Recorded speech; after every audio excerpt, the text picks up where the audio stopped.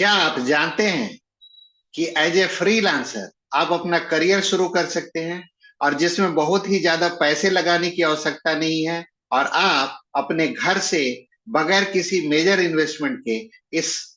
Process को start कर सकते हैं और अपने स्किल और अपने नॉलेज को यूज करके आप अच्छे पैसे कमा सकते हैं। जी हाँ, मेरा नाम प्रफुल्ल वर्मा है और स्वागत करता हूं मैं आपको मेरे येट अनदर वीडियो ऑफ मोक्ष लाइफ स्टाइल। तो जैसा मैं आपको बता रहा था कि फ्रीलांसिंग करके आप अपने घर से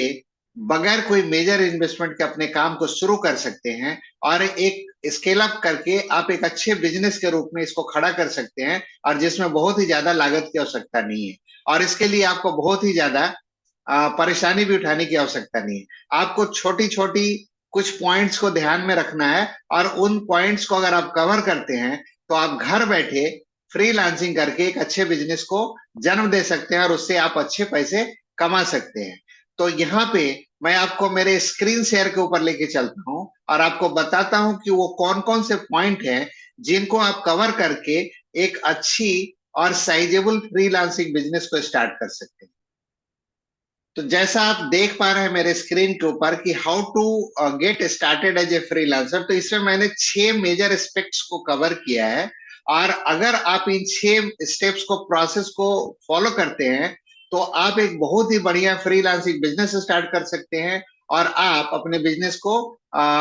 स्टैंड कर सकते हैं और इसको स्केल अप कर सकते हैं। तो इसमें जो पहला एंड सबसे फॉरमोस्ट पॉइंट है, इसमें आपको you have to identify your skill. आपको अपना स्किल, आपके पास एक स्किल होना चाहिए जिसको लेके आप फ्रीलांसिंग बिजनेस कर सकते हैं। ये स्किल कुछ भी हो सकता है कि आपका इंटरेस्ट जो है राइटिंग में हो, आप डिजाइनिंग करते हो सकता है आप क्लॉथ डिजाइनिंग या पेंटिंग, या हो सकता है कि गारमेंट के ऊपर स्टिकर बनाना या पेंटिंग करना, या हो सकता है आप एक डेवलपर हो, आप डेवलपमेंट का काम कर सकते हैं, आप मार्केटिंग का एक मार्केटियर का काम कर सकते हैं, आप एडवर्टाइजमेंट से रिलेटेड काम कर सकते हैं। तो इस तरीके के बड़े सारे निशेज हैं जिसको लेके आप अपने स्किल के हिसाब से आगे बढ़ सकते हैं और फ्रीलांसिंग बिजनेस स्टार्ट कर सकते हैं। यहाँ पे मैं ऐड करना चाहूंगा कि अगर आपके पास स्किल नहीं भी हो तो आप स्किल को डेवलप कर सकते हैं और उस डेवलप स्किल को लेके अपने इंटरेस्ट के हिसाब से, अपने पैशन के हिसाब से आप किसी एक निश को चूज कर सकते हैं और उसके हिसाब से आप आगे बढ़ सकते हैं और फ्रीलांसिंग बिजनेस को स्टार्ट कर सकते हैं। तो पहला पॉइंट मैंने कहा है कि आइडेंटिफाई योर स्किल। दूसरा पॉइंट आता है बिल्ड ए पोर्टफोलियो। देखिए, जब आपने अपने स्किल को आइडेंटिफाई कर लिया, अपने पैशन और अपने नॉलेज के बेसिस पे आपने डिसाइड कर लिया कि आपको डेवलपर का काम करना है या राइटर का काम करना है या मार्केटियर का काम करना है, तो उसके हिसाब से आप अपने पोर्टफोलियो को बिल्ड करना है। अब यहाँ पे मैं पोर्टफोलियो का जहां तक सवाल है, तो आपको अपने नॉलेज को, अपने स्किल को शोकेस करना पड़ेगा। वो आप कैसे करेंगे? तो इसके लिए जो है आपको अपना एक पर्सनल ब्रांडेड वेबसाइट होना चाहिए जिसके ऊपर आप अपने स्किल को, अपने नॉलेज को, अपने वर्क को आप शेयर करेंगे अपने ऑडियंस के साथ, ताकि ज्यादा से ज्यादा लोगों को पता चल सके ऑनलाइन पेज पे कि आपकी स्पेशलिटी क्या है, आपका स्किल क्या है, आपका एक्सपर्टीज क्या है, और उसके बेसिस पे वो आपको कांटेक्ट कर सकते हैं और आपके साथ आपके सर्विस का, आपके प्रोडक्ट का लाभ उठा सकते हैं। तो आप वेबसाइट के माध्यम से अपने कस्टमर तक पहुंच सकते हैं। सोशल मीडिया नेटवर्किंग करके आप अपने कस्टमर तक पहुंच सकते हैं। सोशल मीडिया नेटवर्किंग यहाँ पे मैं जस्ट आपको टच अपॉन करूंगा कि आप फेसबुक के माध्यम से, यूट्यूब के माध्यम से, इंस्टाग्राम के माध्यम से, ऑल दी सोशल मीडिया के माध्यम से आप अपने स्किल को, अपने प्रोडक्ट को पब्लिसाइज कर सकते हैं, अपने पोर्टफोलियो को बिल्ड कर सकते हैं, ताकि ज्यादा से ज्यादा लोग समझ सके, जान सके कि आपकी एक्सपर्टीज क्या है, आपका स्किल क्या है। तीसरा पॉइंट जो है यहाँ पे, जब आपने अपने पोर्टफोलियो को तैयार कर लिया तो आपको अपना ब्रांड भी बिल्डअप करना है और इसके लिए जो है आपका एक लोगो होना चाहिए, आपका आपका फर्म का या आपके बिजनेस का कोई नाम होना चाहिए और आपका टैगलाइन होना चाहिए, आपका मैसेजिंग क्लियर होना चाहिए कि आपकी एक्सपर्टीज क्या है, आप किस तरीके के काम के लिए एक्सपर्ट हो और किस तरीके की स्किल्स आपके पास है और किस तरीके से आप अपने कस्टमर को सपोर्ट कर सकते हो। अगर आप अपने पोर्टफोलियो को बिल्ड करते हो और अपने ब्रांड को क्रिएट करते हो, तो आप अपने ब्रांड के यूनिकनेस के हिसाब से आप अपने आप को मार्केट के अंदर स्थापित कर सकते हो, और जिसके बेसिस पे जो आपके सर्विस और बेनिफिट और प्रोडक्ट्स को आपके सर्विस और प्रोडक्ट को जो अवेल करना चाहते हैं, वो आपसे कांटेक्ट करेंगे, और इस तरीके से जो है आप ज्यादा से ज्यादा कस्टमर को सर्व कर पाओगे और आप अच्छे पैसे कमा पाओगे। फोर्थ पॉइंट जो मैंने यहाँ पे कवर किया हुआ है, फाइंड अ क्लाइंट। अब सवाल उठता है कि आपने अपनी पोर्टफोलियो तो बना ली, आपने अपने ब्रांड तो कर लिए, ब्रांड बना ली, तो अब जो है आपको क्लाइंट चाहिए, तो क्लाइंट आप कैसे लेके आओगे? तो उसके लिए बड़े सारे फ्रीलांसर साइट्स हैं, जो कि वहां पे आप अपने आप को इनरोल कर सकते हो, अपने आप को रजिस्टर कर सकते हो। बड़े सारे फ्री साइट्स हैं जहाँ पे आप डेली बेसिस पे वर्क करके वहां पे अपने स्किल के हिसाब से, अपने प्रोजेक्ट के हिसाब से, एक्सपर्टीज के हिसाब से आप अपने आप को पब्लिश कर सकते हो, और उसके हिसाब से कस्टमर्स आपको ऑनलाइन साइट्स पे कांटेक्ट करेंगे। सिमिलरली जो है नेटवर्किंग इवेंट, बड़े सारे इवेंट होते रहते हैं, जिस निश से आप रिलेटेड हो, जिस तरीके के काम से आप रिलेटेड, जिस तरीके के स्किल से आप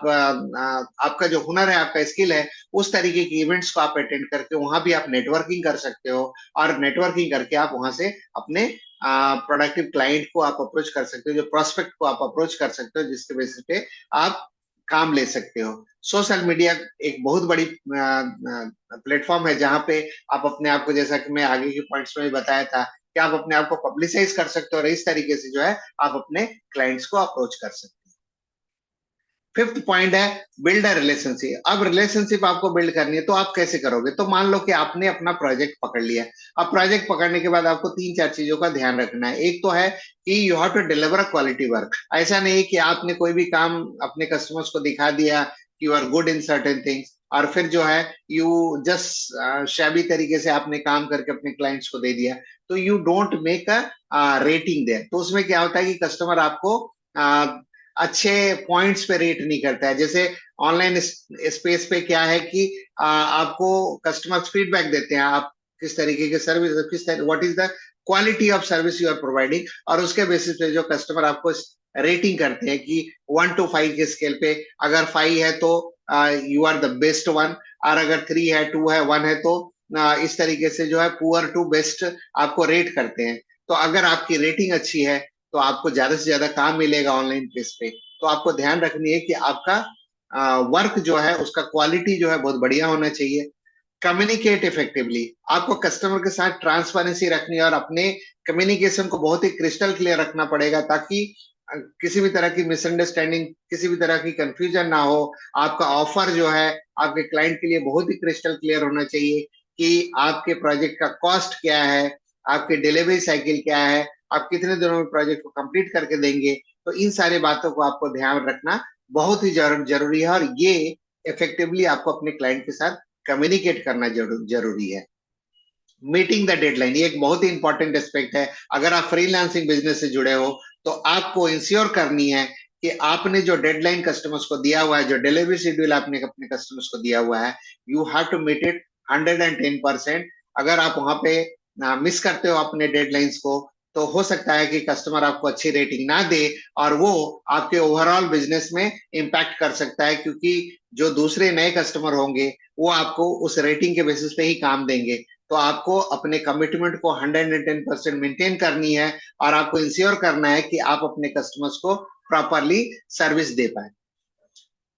लास्ट बट नॉट लीस्ट, यहाँ पे आपको ऑनलाइन कोर्स के माध्यम से अपने आप को रेगुलरली अपडेट करते रहना है, और यहाँ पे मैं रिकमेंड करूंगा कि you should have a mentor, you should get information and knowledge with the. ना देखिए, इंफॉर्मेशन तो बड़े सारे ऑनलाइन प्लेस पे अवेलेबल है, बट आपको एक ऐसा मेंटर चाहिए who should hand hold your hand, and they he should take you to the path of your journey. तो एक मेंटर का होना बहुत ही जरूरी है। तो आप एक अच्छे मेंटर के साथ जुड़ो, ताकि जो है वो आपको प्रॉपरली नर्चर कर पाए और आपको गाइड कर पाए, ताकि आप आगे बढ़ सको। कॉन्फ्रेंसेज अटेंड करनी है आपको, सिमिलर काइंड, जिस निश से आप रिलेटेड हो उस तरीके के कॉन्फ्रेंसेज को अटेंड करो। आपको पता करते रहना है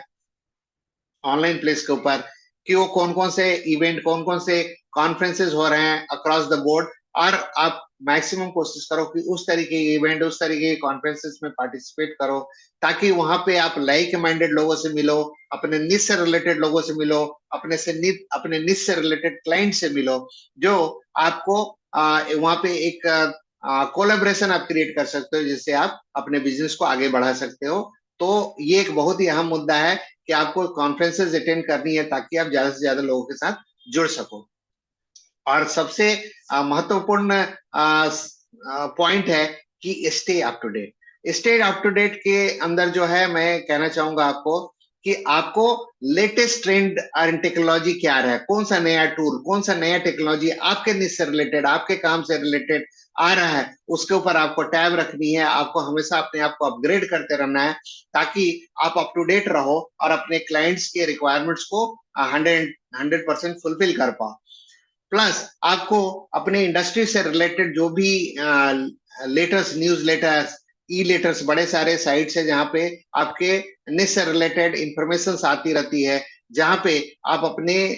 स्किल के बारे में, अपने निश से रिलेटेड इंफॉर्मेशन के बारे में अप टू डेट कर सकते हो अपने आप को, ताकि आप अपने आप को लेटेस्ट बना के रखो, अपडेटेड बना के रखो, ताकि किसी भी क्लाइंट के साथ जब आप इंटरेक्ट कर रहे हो, तो उनको ऐसा महसूस होना चाहिए कि आपके पास जो टेक्नोलॉजी, आपके पास जो टूल है, आपके पास जो स्किल है, वो अप टू डेट स्किल है, और वो सर्विस और वो बेनिफिट लेने से वो अपने आप को अपडेटेड महसूस करेंगे, आपके सर्विस के साथ जुड़ के वो अपने आप को अपडेटेड महसूस करेंगे। तो इन 6 स्टेप्स के माध्यम से, ये जो 6 पॉइंट मैंने यहाँ पे कवर अप किया है, अगर आप इन सारे एस्पेक्ट्स को, इन सारे पॉइंट्स को अगर आप फ्रीलांसिंग बिजनेस के लिए कवर करते हो, तो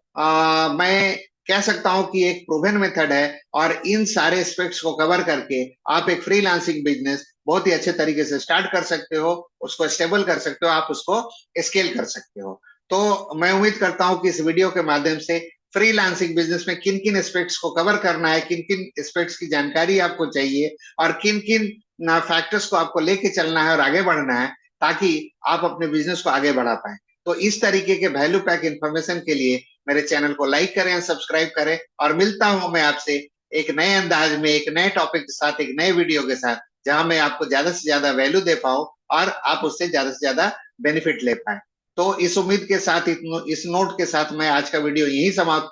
करता हूं। Thank you very much for taking a time and watching this video.